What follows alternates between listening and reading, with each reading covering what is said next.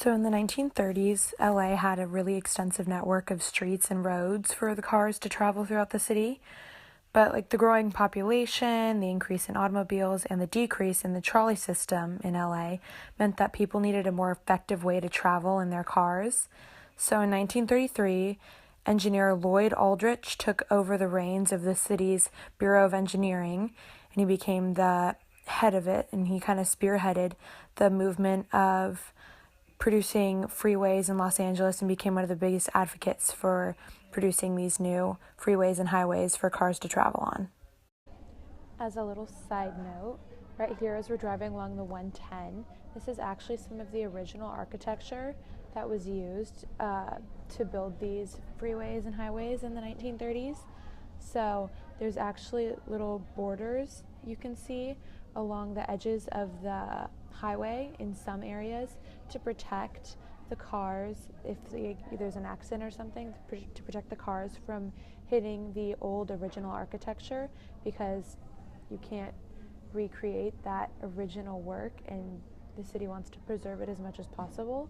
So it's really cool to see that there's forms of protection that Los Angeles has implemented to try to save and protect that old architecture.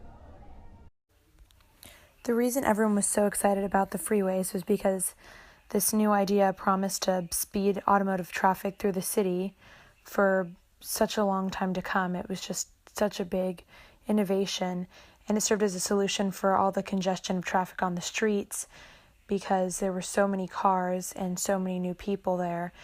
And to create these new freeways and parkways and highways, members of the Bureau of Engineering looked to cities like New York, Detroit, and Chicago and got inspiration from the freeways and the parkways that they had going there and that they were starting to create.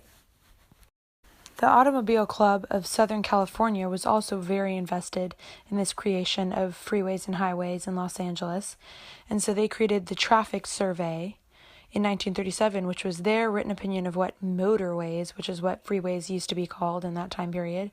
It was their vision of what they should look like, and it was just a creation of ideas for on-ramps and off-ramps, which is something that we still have today, and they had these ideas for what they should look like.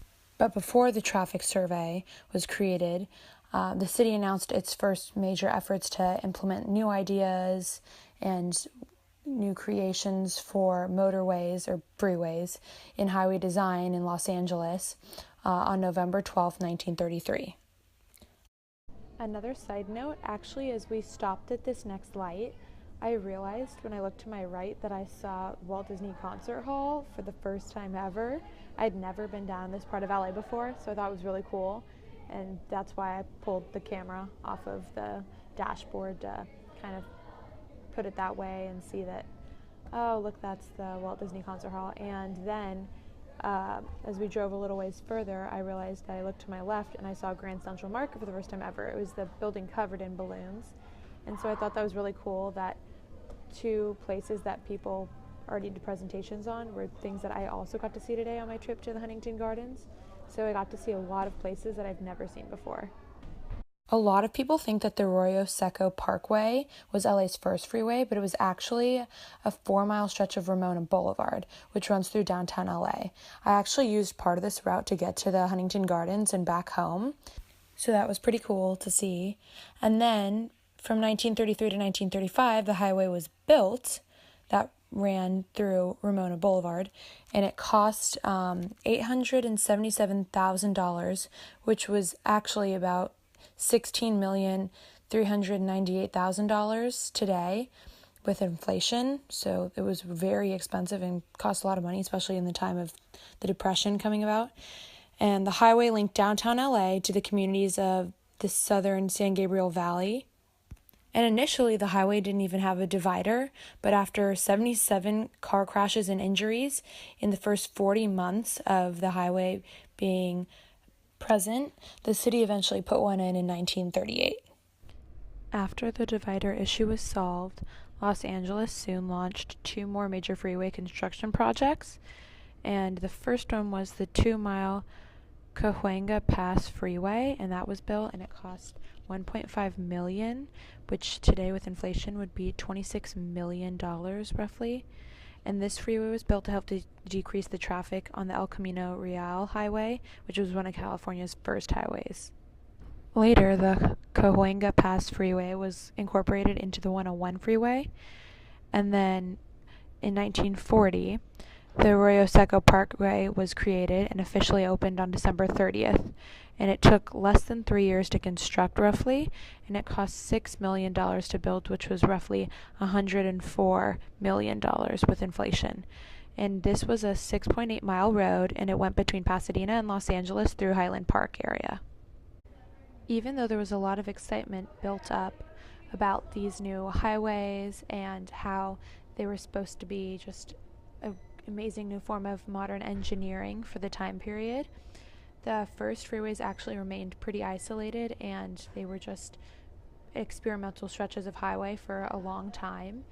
And then financial constraints got really tight because the major sources of funding went out in 1943, because both of the agencies that funded the construction of these freeways, the Cahuenga Pass and the Arroyo Seco Parkway, both of them got dissolved, so there was no more funding to expand on the new freeways and highways. But finally, in 1947, the Collier-Burns Highway Act was passed in California, and it basically stated that there was a new 1.5-cent statewide fuel tax for any new highway construction. And after that, there was a new era of lots of construction of highways and freeways that came, which completely changed Southern California's freeway system forever. After taking this trip today and seeing the expansiveness of the freeway networks in Los Angeles, I just realized how important the freeways are, and because of them in Los Angeles, I'm able to go from a part of LA that's in the west side that's 10 minutes from the beach to Pasadena in northeastern LA in a matter of like 45 minutes to an hour. Also, our freeways and highways not only connect us to different cities in LA, but they also connect us to highways that take us to different parts of California and even to other states. So it's really crucial that we have a really sophisticated hub of freeways in Los Angeles to take us different directions, to get us to, Arizona or Nevada or Northern California up to San Francisco. Also, this trip today and getting to drive around was super important to me because I've only been to Pasadena about like 2 or 3 times in my life when I was younger, so I didn't really remember how it was going to look, and I got to see parts of the city I'd never been to before in downtown LA, which is shocking considering I've lived here for 17 years. And I got to see the Walt Disney Concert Hall and Grand Central Market, which was cool.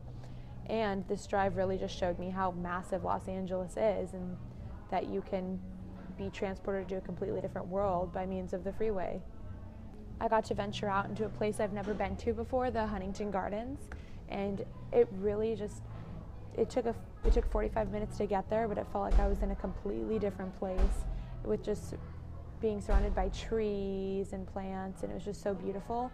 And there's so much art and nature and rich history at the Huntington Gardens and Museum.